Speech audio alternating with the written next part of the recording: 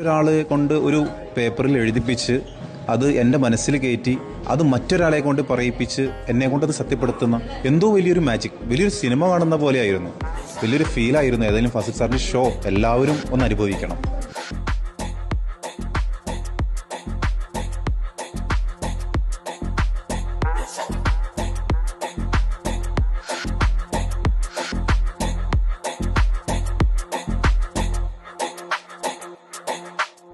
ഇനി ഫിക്സ്മാനിയയുമായി ഞാനെത്തുന്നത് ഖത്തറിലേക്കാണ്.